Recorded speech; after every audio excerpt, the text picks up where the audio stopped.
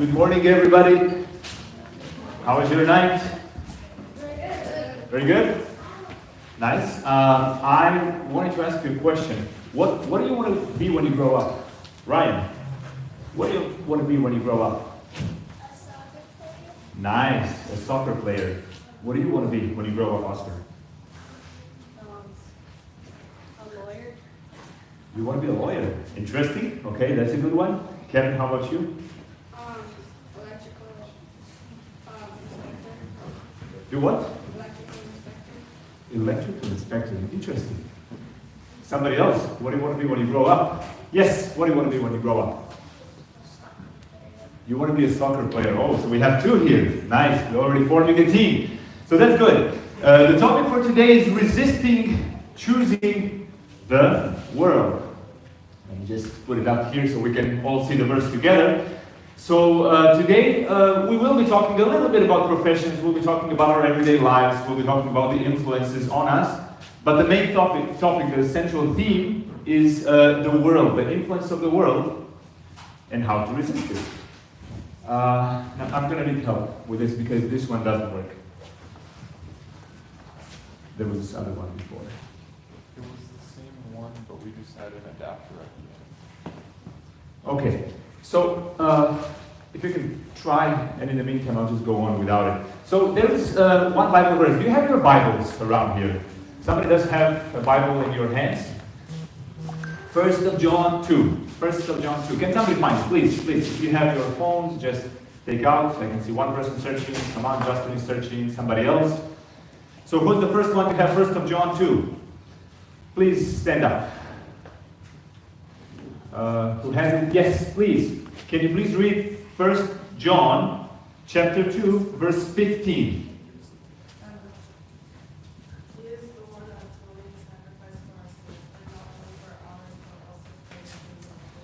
First of John, not the Gospel of John, the first epistle of John.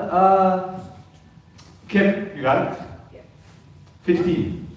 Love not the world, neither the things that are in the world. If any man love the world, the love of the Father is not in him. So what does it say? The first word, we have it here underlined. Do not love the world. How can we not love the world? Do you know what John 3:16 says? John 3:16, the golden verse. I had it on my tie yesterday, in case somebody noticed. So that was the verse which is well known. What does it say? John 3:16. For God so loved the world. So we're not supposed to love the world? What does it mean? What does it mean not to love the world? Should we not love the people in the world? Of course we should. It says that God so loved the world that He gave His only begotten Son.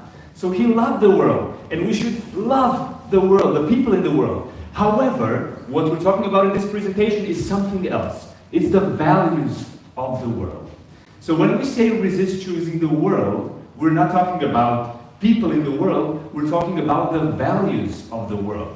And now when we read on here in the same verse, it says, what are those values? The lust of the flesh, the lust of the eyes, the pride of life. So those are the values which are found in the world and which influence our decision making. So when we come to the crossroads, and particularly today we can think more about career choice, profession choice, we come to the crossroads and we need to make decisions. Now those decisions will be based on your values. What do you value? What matters? What is more important?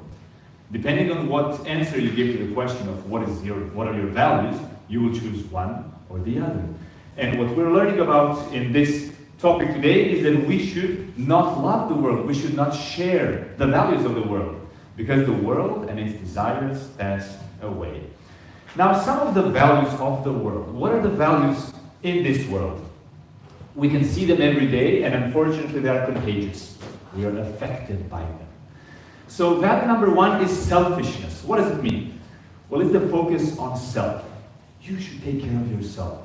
Put yourself first.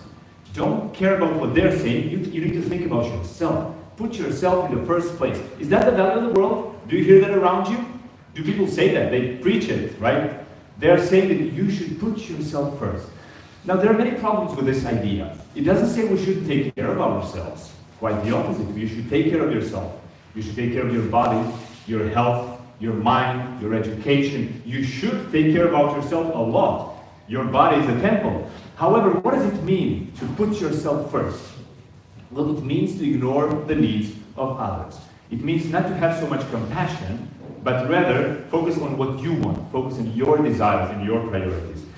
What is the value which is opposite from this one, which is a Christian value? Which one is a Christian value opposite from selfishness? It's the willingness to serve. Service. The value is service. Service means I think about others. I look around myself and I see other people's needs.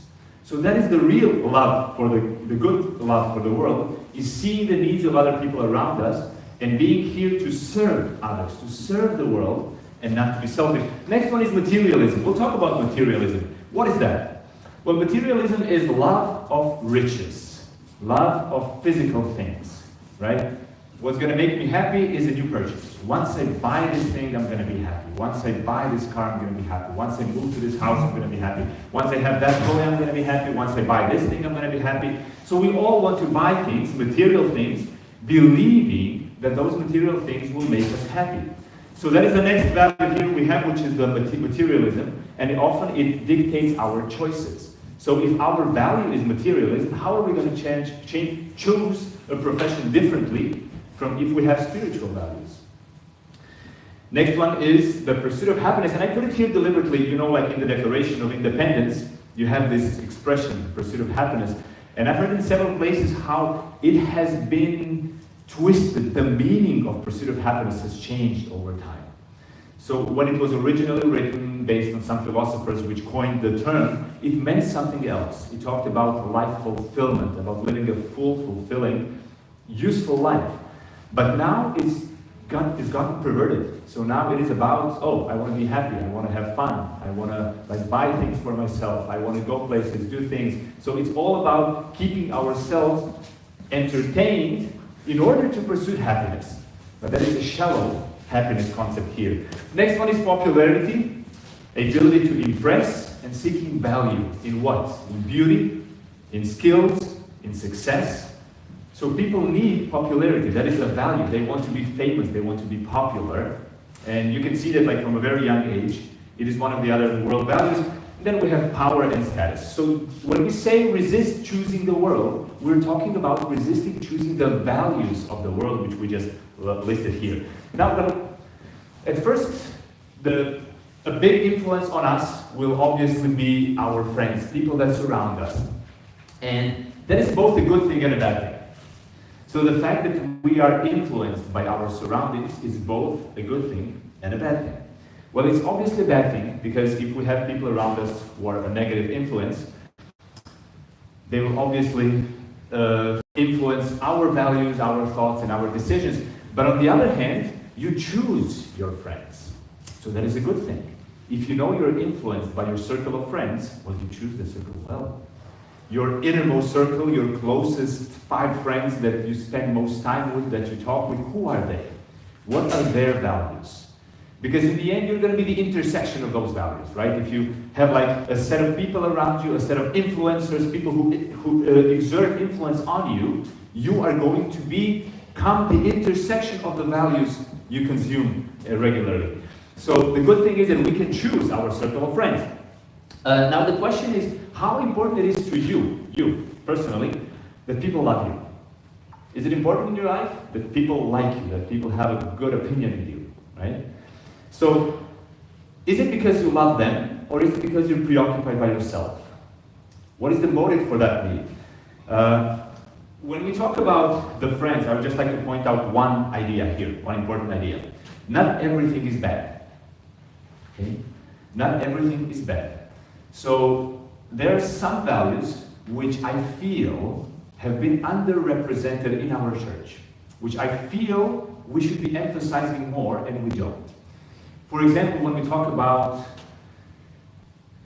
fitness, when we talk about health, when we talk about being active, living an active lifestyle, we should be preaching that. We are preaching a health reform.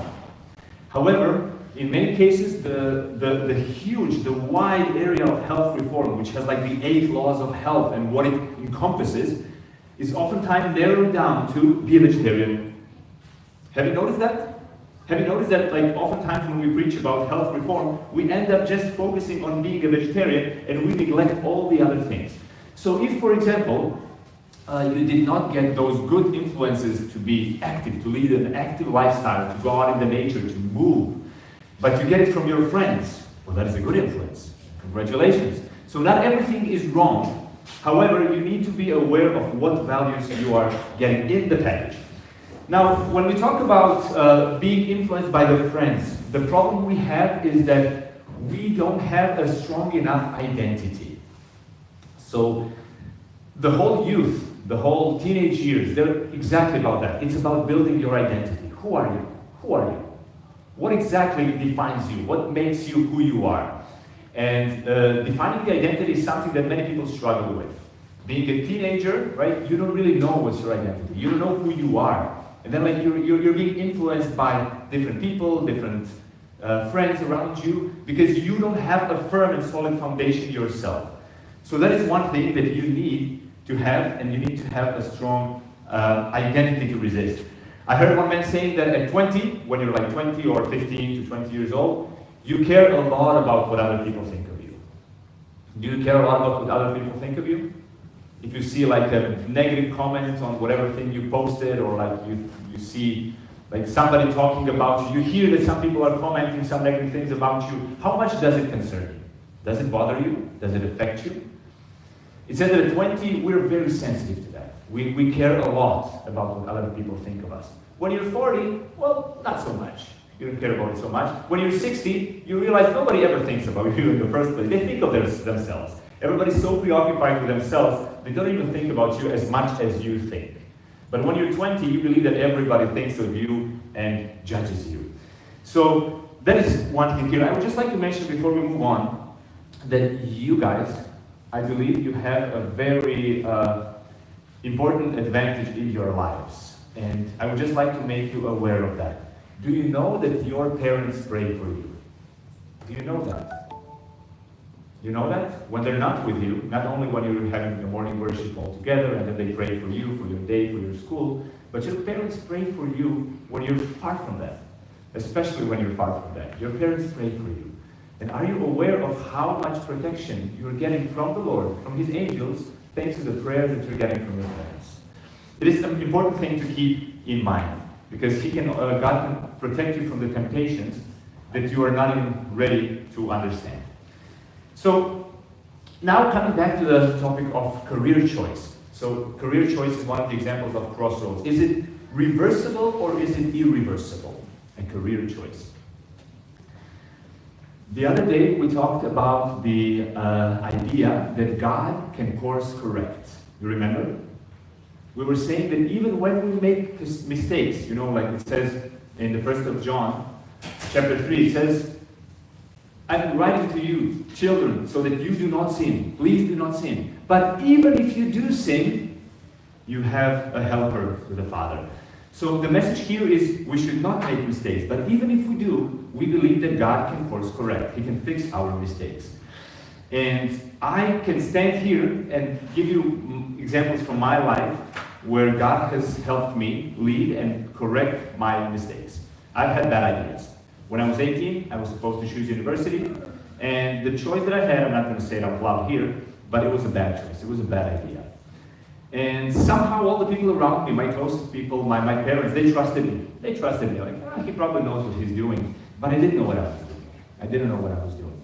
And it was a chance encounter with an older person I didn't even know.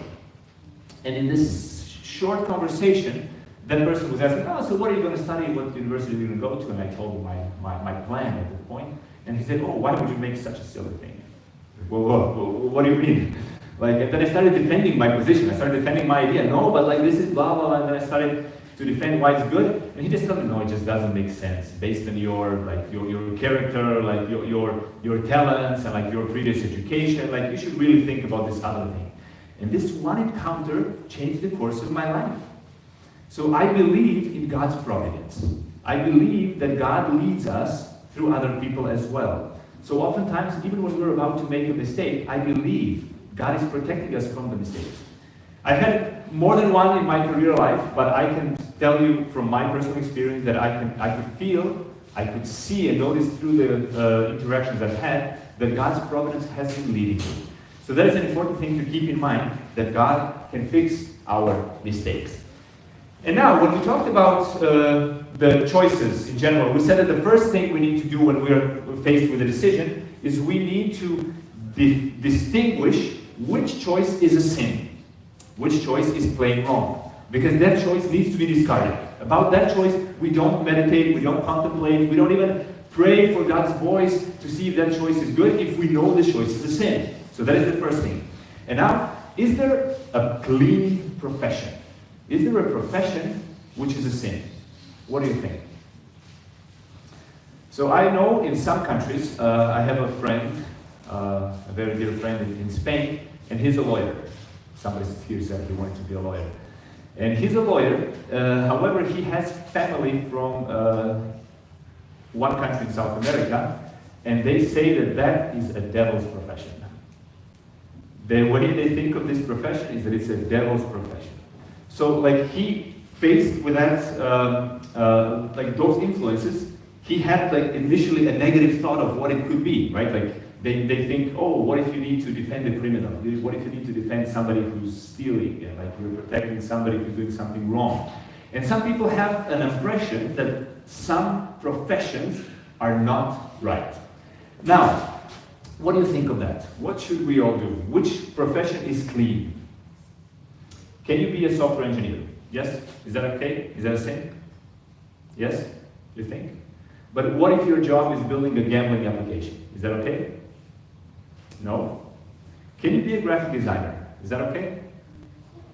Yeah, right? You're designing, you're drawing, there's nothing sinful about that. But what if your client needs you to design something related to marketing products which are harmful, products which are maybe not moral, right, based on the standards we have? Is that okay? Can you be a truck driver?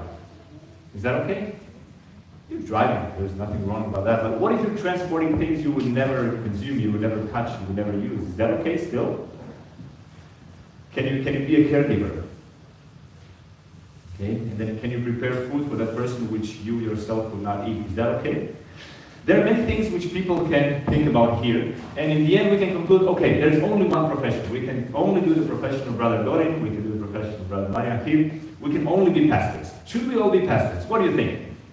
Should we all be pastors in our professional life? Is that a good choice for everybody?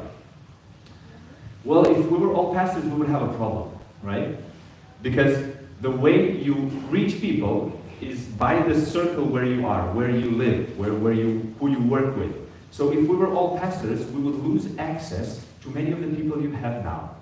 And if you go back to the times of Israel, how many tribes were responsible for the work around the temple? How many tribes? There was only one which was directly responsible for the work around the temple and the rituals and everything related to faith. But all the other tribes, they had their daily works. They all had to be busy with other things which were needed at the time.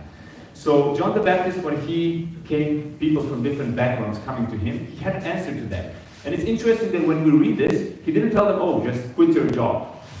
So then the tax collector came to him and he said, what should I do? People were coming to John the Baptist saying, what should we do? What should I do now? And did he tell them, quit your job? Well, we can read here that when he met the publicans, he just told him things that they should do, how to do their job, remaining faithful to God, without sinning against God. So how to do best your profession and remaining faithful to God. And then the soldiers came to him the same. Says they demanded of him, saying, what shall we do? And he said unto them, do violence to no man. Now this one I think is an interesting one, whether it is possible. Is it possible being a soldier and doing violence to no man? Just something to think about. And now going to the next point. So we talked about the values of the world. We talked about how resist choosing the world is about resisting choosing the values. And we listed among those values, one of those was materialism. I want to talk quickly about materialism. Does money matter? Does it matter when you're choosing a profession? Does it matter how much money you can make in that profession. What do you think? No. You think no? Yes. You think yes? Okay, we have different answers here. What do you think? I remember I heard one man who said, when I was 20 years old, I wanted to be a millionaire. But now that I'm a millionaire, I want to be 20 years old. I don't know if you got it. The idea is basically that the values he had at the time were not the values he has now. But thinking about money, I want to go into something important here. Do you know if there is a verse in the Bible saying that money is evil? Is there such a verse? No. Is there such a verse saying money is the root of all evil? Does that verse exist? Money is the root of all evil. Many people quote it that way. Do you know the verse? No. What does the verse say? What does the verse actually say? Well, it says that those who want to get rich, meaning those people who have this as a priority, as a value in their choices, they fall into temptations. So the problem here is not if that happens as a byproduct of your good choices, and if that happens as a byproduct of your diligent work in your profession. No, it's about that being your primary goal. That is the love you have. That is the goal you're pursuing. Those people fall into temptation and trap and do many foolish and harmful desires that plunge people into ruin and destruction. People have done terrible things because this was the number one priority for them. And then it says that the actual wording of this verse is, for the love of money is a root of all kinds of evil. The love of money. Money as the primary value in life, that is the root of all kinds of evil. And it says as a consequence, some people who were so eager to get it no matter what, no matter the consequences, they have wandered from the faith. So when we're talking about choosing the right path, we need to know what values are directing us. And if that is our high value in our list of priorities, then we will fall into temptations and a trap. There is one interesting study I want to share with you. It's an old one, but it's a very, very good basis for understanding here. So, how much money do people need for happiness? And there was this study, it was done in 2008, so I'm not going to give the numbers. I'm not going to mention the numbers because of inflation and everything that's happening between. That number is not so realistic or valid anymore, right? So it doesn't apply. It doesn't apply directly. But the principles behind this do apply even today. So they were doing a study, an extensive study, an extensive survey, and they were measuring a few factors of well-being, of emotional well-being, in defining happiness. And they were then comparing those people and how much money they make, how much money they have. And they came to some interesting conclusions. So if I could draw now, which I cannot, they found that there was one amount of money you make per year, like some line, we can draw it like this, and when people are below that line, their happiness level drops drastically. Why? Because they struggle, right? The lack of money gets people into struggle. The love of money is not something that only rich people are exposed to. It is something that poor people are exposed to equally, right? The love of money does not mean being rich. It means having that as a priority. So now, people who were making way less than this threshold, they had struggles. They had problems in their lives. I met one pastor it was like a remote place in Brazil, and that pastor had a family, and he was really struggling financially. So instead of seeing faith in him, what I saw in him was depression. I saw desperation. I saw like many negative consequences of the struggles he had because he was struggling to provide for his family. So there was this basic amount that people need for the basic emotional well-being. However, what they found was that as the wealth of the person grew and grew and grew above this threshold, the happiness levels pretty much stayed the same, right? So up to a point, it was helping. It was giving a good foundation for emotional well-being. But after a certain threshold, it didn't matter anymore. Then it became, it wasn't a contributing factor to the well-being or happiness of those people, which means we need the money up to a point. It is important in life. It is an important thing to think about. When you're choosing a profession, you're not going to choose a career where you're not going to be able to find a job. No matter how much you like it, you need to be practical in your choices. Money does matter, but up to a point. And this survey reminded me of one interesting verse in Proverbs 30. It says here that, give me neither poverty nor riches, but give me only my daily bread. And I find this verse a very good reminder with the same conclusion as that survey. So while money doesn't buy happiness, lack of money can cause suffering. And here, the wise man here is saying otherwise. If I have too much and disown you, and I say, who is the Lord? In other words, if I become proud and feeling I'm the one who is powerful and competent, then I will have problems. Or also if I become poor and steal, so that is on the other side of the spectrum, and so dishonor the name of God. So then, what is the thing that drives people once they go above this threshold which is needed for a good life? Well, one of the things here is that people are, that we are vulnerable to the dangers of comparison. So comparison is a thief of joy. No matter how much you have, no matter how much and what things you have, if comparison is what is driving you in your life and your decisions and your values, you will always be miserable because you will always need and want to have more. The verse here in Deuteronomy 8 is reminding us also that we should not fall into the trap of believing that you are special. Are you special? Do you believe that? Are you a special snowflake?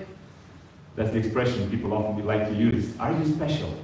Well, people, when they have success, they tend to fall into that trap, believing that you are special. I am special. You remember King Nebuchadnezzar? When he came at this point and he was walking on those walls and looking at all the riches of Babylon, he said, wow, I have made all this with my hands. And we know that after that example, he ended up literally living like an animal. He was eating grass. He was living in the wilderness, not cutting his nail, cutting his hair. He lived like a wild man. But the moment that led him to that was the impression that he is in control. I have the power. I'm special. Look at what I've done. I'm special. So what this verse reminds us is to remain humble. Remember the Lord your God, for it is He who gives you the ability to produce wealth. May He always help us that if we're blessed, that we're very aware that we're blessed and not that we're powerful and special. Now, when we're talking about choices, there is one important factor which we should not fail to mention in this study. And that is when we talk about the influence that social networks, information technology, this device has on us. So the screen time, you know what is the average screen time of a teenager around here? What is the average daily screen time? No, sorry, let me change the question. What's your screen time? Do you know it? Do you know how to find it? You can take your phones, I don't mind it. You can take your phones. Do you know how to find screen time? You just go to settings. Today you don't even have to know how to get to it directly, just search, just put screen time. Go to screen time, please do that. See your screen time. In the screen time you will have some interesting realizations about the way you're using technology. You will see several things. The main things I would like you to focus on are the screen time, hours, how many hours. You can check that directly through the apps as well. You can go to Instagram, TikTok, Snapchat, whatever thing you might be using the most, and you can check in the settings what is your screen time of that specific app. How many hours a day do you use on that application? Right? And then we can ask ourselves whether that is worth it, whether it's justified. Now the other metric I want you to look at is not just time, but the number of unlocks. Number of unlocks. How many times a day do you unlock? You know what's the average number? 150 times. 150 times a day, a teenager unlocks their phone. 150 times they pull it out, open it, and unlock the phone. So look at those two metrics. Screen time, 8 hours is a number I'm hearing that people have, and the number of unlocks. Social media, gaming, texting, whatever you might be doing. At first, if you want to manage something, you first need to measure something, right? You cannot manage what you don't measure. So I'm inviting you now to first be aware of what is your behavior, what is your screen time. Now, what are the problems with that? What are the problems? Well, we know and we can find a clear correlation in the years following 2007, 2008, when the whole social network thing exploded in the world, and we can have we see a clear correlation between that and mental illnesses such as depression, anxiety, artificiality, and the comparison we talked about. You remember the comparison being the thief of joy? Well, what better way to experience comparison than to be on the social network? Now, I want to explain two concepts which I believe are going to be helpful in the struggle against our own harmful habits on the social networks. And please pay attention to this. So let's start with the first notion of a product. Product. So every factory has a product, right? When you go to a car factory, what's the product? It's a car. When you go to a phone factory, what's the product? It's a phone. When you go to a bread factory, what's the product? It's bread, right? It's very simple, very obvious, straightforward. You pay for it, and then you get bread. So what is the product? The product is the thing you pay for. It is bread. Now, when we talk about social networks, what's a product? What is the product? The photos? Are the photos the product? You think so? When you're going on Instagram, you're seeing the photos. So the photos must be the product, right? Is that the product? What's the product? What's the product? So somebody could say, okay, entertainment, right? Okay, Netflix. Netflix, the product of Netflix is entertainment, fine, because you pay for it, and in return you get the product. The product is entertainment. I'm not going to talk about positive or negative, I'm just saying that's the product. Now, social networks, TikTok, Snapchat, Instagram, Facebook, whatever. What's the product? It's not entertainment because you don't pay for it. Do you pay for it? How much do you pay for using Instagram? How much do you pay? You don't pay. It's free. It's free. It's completely free. So what's the product? Do you know what's the product? Well, the product is the thing that a company sells. A factory produces something, and that something it sells for money. So in order to find the product, we need to follow the money. So where is the money? What do they sell? Well, they sell attention. Okay? So the product of social networks is attention. We even call the whole economy is called attention economy. It's attention. So now what is the unit of attention? It's an hour of screen time. 1 hour of screen time is a unit you produce. Now, if a factory wants to make more money, they need to increase the number of hours spent on hours of screen time. And there's only two ways to scale that. Only two ways. One way is to increase the number of users, right? Facebook at one point had 2 billion users. 2 billion users. Out of the entire world population of 8 billion, they had 2 billion users. 25% of the population of the world were users of Facebook. So one way to increase the number of your products you're selling and therefore make more money is to have more users, right? You have as many people as you have twice as many, you have twice as much product, which is the attention that you're selling. Now, what's the other way to increase the number of your products? What's the other way? And that one is more important to you. Well, it's how much time each person stays connected. Okay?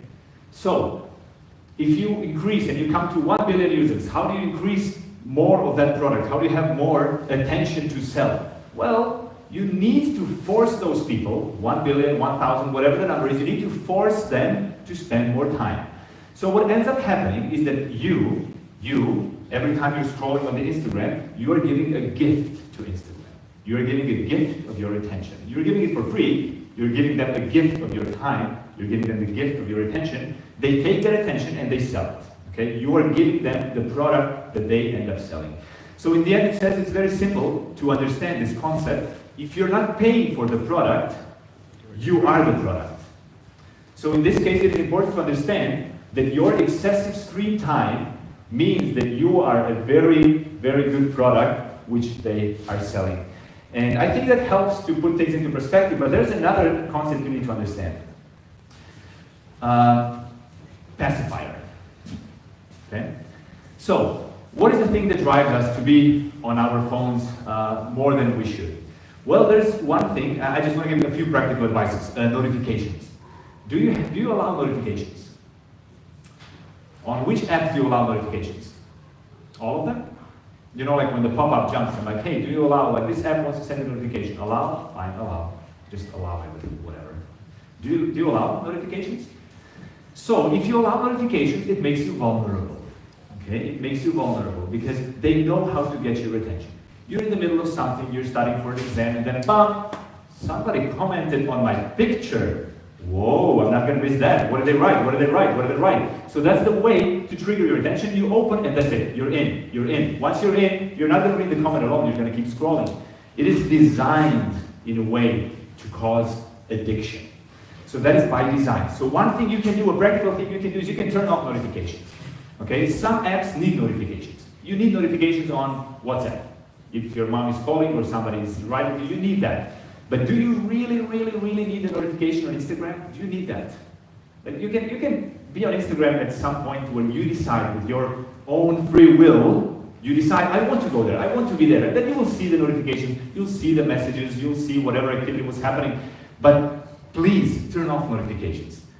Make it on your terms, make it on your time, and not when they decide. I don't know if you know this, but Instagram started pushing notifications even for things which are not relevant. So they say, oh, like they tell you, oh, do you know that she commented on the picture of her? Have you ever seen that? Have you seen such a notification?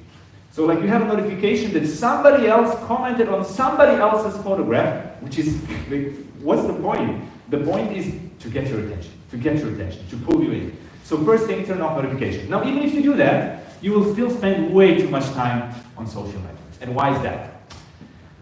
Because there are 3 reasons why we open social networks. 3 main reasons. You know what they are?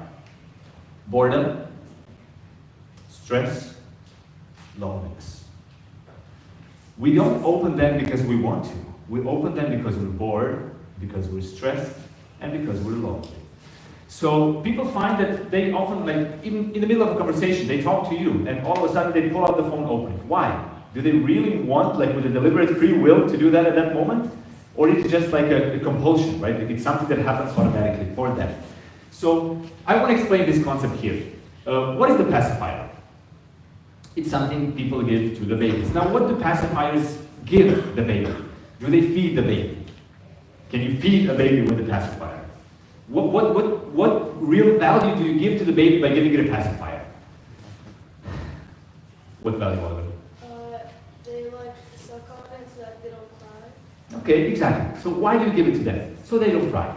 So you give them a pacifier to trick them into thinking they're getting something they need, when in reality they're not. You're tricking the baby, right, to calm down the baby. The baby wakes up in the morning, the baby starts to cry, what do? Give it a pacifier.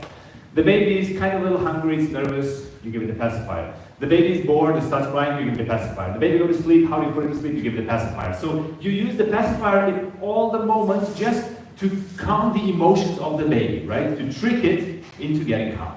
And I want you to, like, burn this into your image now, please, that this thing is your pacifier. Okay? You don't use this thing only when you need it. You use it as a pacifier. You wake up in the morning, what is the first thing you do? You put the pacifier. Right before you go to sleep, you're lying in your bed, what do? You take your pacifier. You are stressed. Oh, what's going to happen? You pull the pacifier. You are lonely, you're bored, whatever happens, you pull the pacifier. So what happens? You end up quenching your emotions with this pacifier. Now, everything about technology is meant to help us, to make things easy. But some things should not be made easy, okay? Some things should not be made easy. For example, if you want to go on a skyscraper, CN Tower, you're going to climb to the height of 465 meters, are you going to use the steps? Well, no, obviously not. You're going to use the elevator, which goes like super fast and goes up. So technology is great. It helps you make something which is super hard, it makes it easy. Now, when you're going to the first floor, you live on the first, you live on the second floor, and you have an elevator, what do? Do you really need that easy? Is that a good easy for your life? Walking, right? The car makes things easier. And when you need to go far, you need the car. But like if you need to go 5 minutes walking, do you need that easy? Right? So that is just a thing for us to think about. Many times we use technology to make things easy, which should not be easy. Not everything that is easy is good. So when we talk about the pacifier here, what is the problem with this pacifier, like the pacifier you're holding in your hand? What's the problem with that pacifier? Well, the problem is that you no longer know how to deal with your emotions, because emotions are hard. So when you're stressed, it's an emotion, and you don't know how to handle that emotion, so what do? You quench it. You pull out the pacifier, you just shut down the emotion. When you're lonely, instead of you actually realizing, why am I lonely? what should I do about it? What's my real need? Like, what's the underlying root cause of this loneliness? No, you never get there. You're shallow. You're super shallow. You never get to the depth of why you're feeling the emotion. And since people today, especially unfortunately the young people of today, they don't know how to deal with their emotions because they quench them, as a consequence, they have all kinds of mental disorders. The depression, anxiety, all of that happens because we don't know how to deal with our emotions. How should we deal with our emotions? How should we do that? Well, you feel stressed.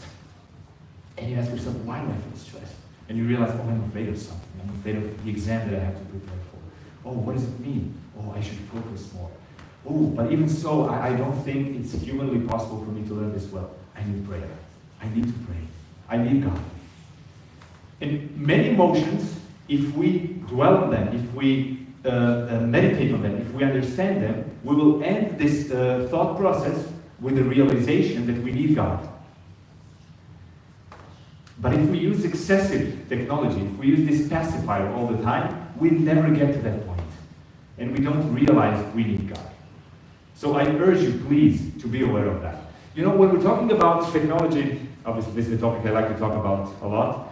When we talk about technology, there is another thing you should understand here. All the technology starts by developing things to move forward, right? And then the protective measures come second. I was talking to Joey, right? We can talk about nuclear technology. So I guess like there were many catastrophes before, but not so many today, right? Why? Because safety has become a priority. But what was the first priority? The first priority was to produce energy.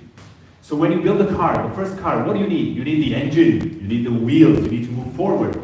What about brakes? They'll come later. Like the technology, they will build brakes eventually. Then you even have the brakes, but even that is not enough because sometimes you still hit the wall. And then what do you need? Well, you need the seat belt. Fine, we'll develop the seat belt. Then you realize that's not enough. You build the airbag. Then you build and you build and you build, and the technology progresses, becomes more safe. However, new technology is never safe. So when we talk about the phones, all those safety measures are becoming more and more available. We can talk about them practically later. But originally, the idea was just to have you there, just to give the engine. No brakes, only engine. So that is where we started with this thing. Careful about your uses of pacifiers. And now I would like to conclude with this message when we talk about choosing the world.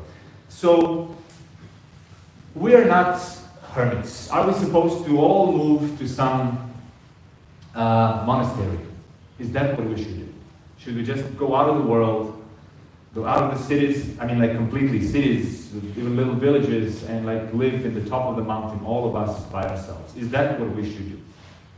Do you think that is the will of God? Is that the message we would read in the Bible? Should we do that? What do you think?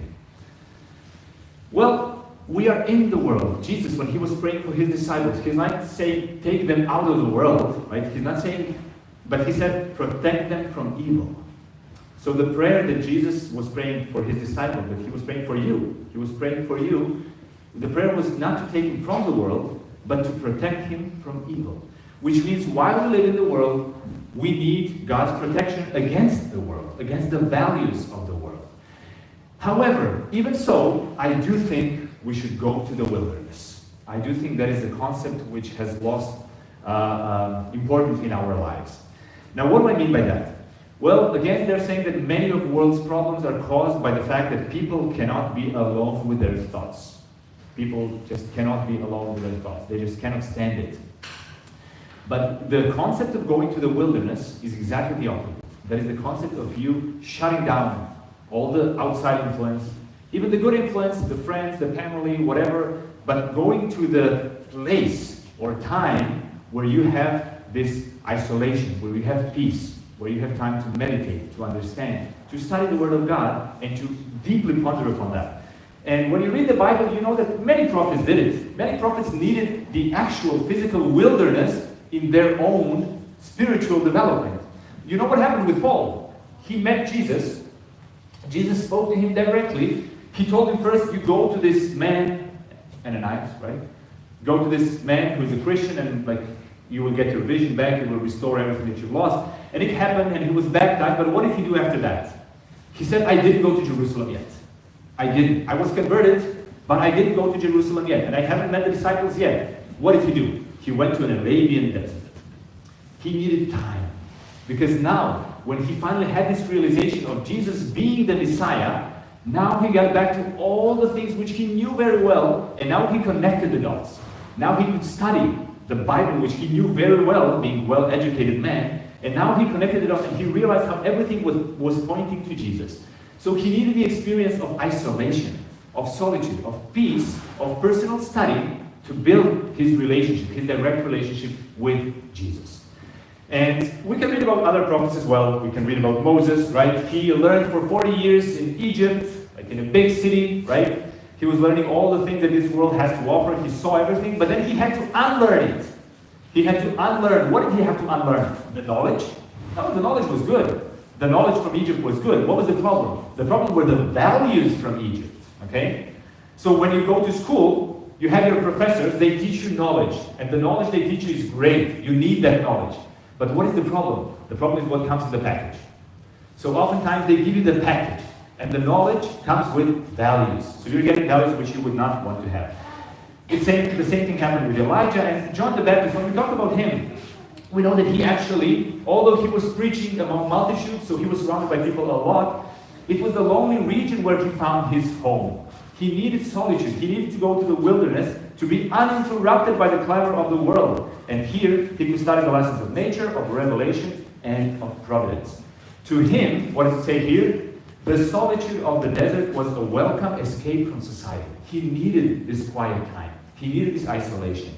And finally, it says here why? Because otherwise he would have lost the sense of its exceeding sinfulness. We need some kind of a place. It doesn't mean you need to go to the actual wilderness. I know Canada has beautiful wilderness. Like I think you have it more than anywhere else in the world. It doesn't mean you should do something crazy, go far, do something dangerous. But you need, whether it's a walk in the park, whether it's just like going to some quiet place, but you need that time where you will be alone with God. It says here that we read that Jesus did it as well. Before he started his public service, after his baptism, what did he do? What did he do? He went to the desert. He went to the desert. He prepared for the big mission he had waiting for him. And even during his mission, he needed this rest. And he was teaching his disciples, you need it as well. You need to go out. He said, come with me. So the first thing we read here is come with me. Don't go alone. Come with me. Where? To a quiet place and get some rest. He's not talking about sleep. Sleep is good. We need sleep. But he's talking about spiritual rest. Go to a quiet place where there's nobody. Come with me. Don't go alone. Come with me and get some rest. When we talk about the life of Christ, this was an important piece, important part of his life. And I love this sentence. I want to read, like I have it not just underlined, I have it in like a larger font. It says that God does not mean that any of us should become hermits or monks. So we're not invited to become monks living in a monastery. We should not retire from the world in order to devote ourselves to acts of worship. The life must be like Christ's life between the mountain and the multitude.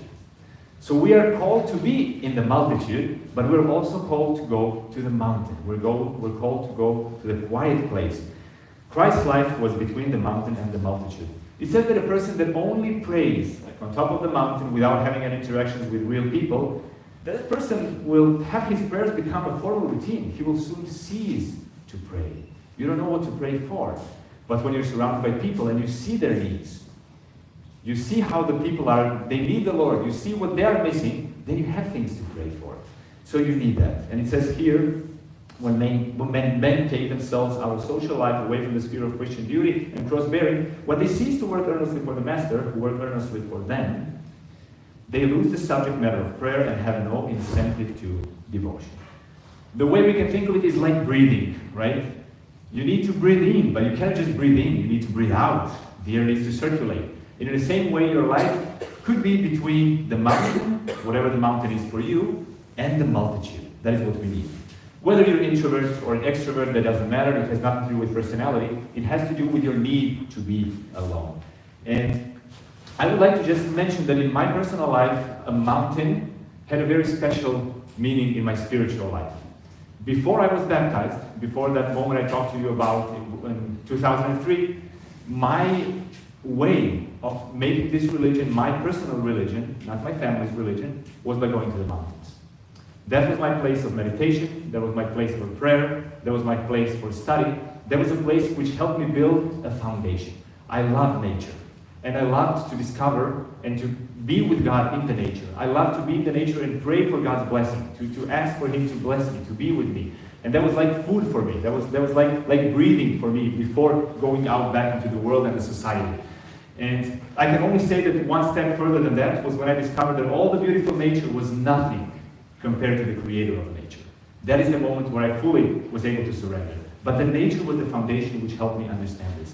So I would like to conclude this with the invitation to all of you, all of us, that we may use those quiet moments, that we know how to defend ourselves from the external values bombarding us, and that we may have this quiet time in the wilderness, in the mountain with the Lord.